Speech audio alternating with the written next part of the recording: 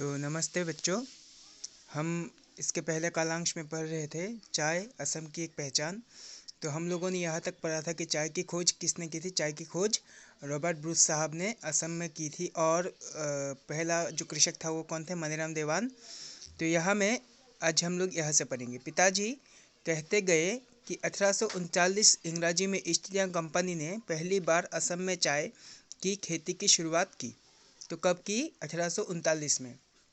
और ब्रिटिश कब आए थे हमारे असम में? 1826 में। इसके बाद भारत के अन्य राज्यों में भी चाय की खेती की शुरुआत धीरे धीरे होने लगी। असम का पहला चाय बगीचा है चाबुआ चाय बगीचा। इसी बीच रोहन फिर बोल उठा, पिताजी ये वही मनीराम देवान है ना, जिन्होंने स्वाधीनता संग्राम में अपना जीवन निछावर किया था? हाँ हाँ, वे ही है। वे हमारे असम के प्रथम चाय कृषक ही नहीं बल्कि देश प्रेमी भी थे। उन्होंने 1853 अंग्रेजी में असम में 2 चाय बगीचे स्थापित किए थे। पहला कौन सा था? चिनामरा चाय बगीचा और दूसरा था सेलेंग चाय बगीचा। इन दोनों बगीचों के कारण है वे एक मशहूर चाय कृषक के रूप में जाने जाते हैं। इतने में ड्राइवर ने गाड़ी फिर रोक दी क्योंकि दोनों को बहुत भूख लगी थी। इस समय दिन के 2 बज रहे थे। सब ने भोजन किया। गाड़ी ने फिर गति ली। पिताजी फिर बोलने लगे, हमारे असम में छोटे बड़े कई चाय बगीचे हैं। 2001 अंग्रेजी में आंकड़ों के अनुसार हमारे असम में लगभग 2500 छोटे चाय बगीचे हैं। ज़्यादातर चाय के बगीचे ऊपरी असम में स्थित है, यानी अपर असम।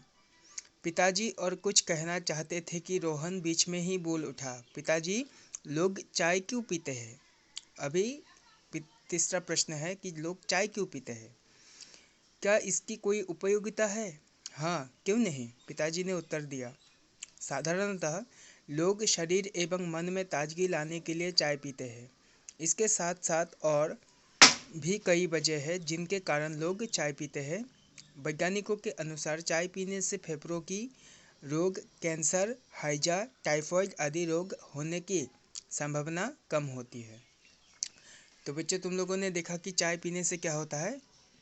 तो पिताजी ने आगे कहा, भारतवर्ष के ज़्यादातर लोग चाय पीते हैं और विश्व में भी इसकी बहुत मांग है। जिन देशों के पास चाय नहीं है वे अन्य देशों से इसका आयात करते हैं।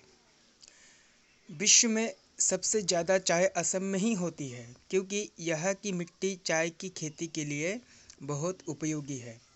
असम की चाय की विश्व की बाज़ार में एक अलग पहचान है। कहा जाता है कि चाय के कारण ही अंग्रेज़ों ने असम में पहली बार 1885 अंग्रेजी में रेलगाड़ी चलाने की व्यवस्था की थी। इस तरह देखा जाता है कि हमारा असम चाय के लिए ही आज विश्व में प्रसिद्ध है। ऐसे ही गपशप करते करते वे लोग शिवसागर पहुंच गए। तो कहाँ पहुंच गए? शिवसागर। असम का सांस्कृतिक क्या है, एक राजधानी है, वहाँ तक वे लोग पहुंच गए। तो बच्चों, आज हम लोगों ने इतना तक पढ़ा, तो इस पाठ को अच्छी तरह से पढ़ लेना। आज के लिए बस इतना ही। नमस्ते।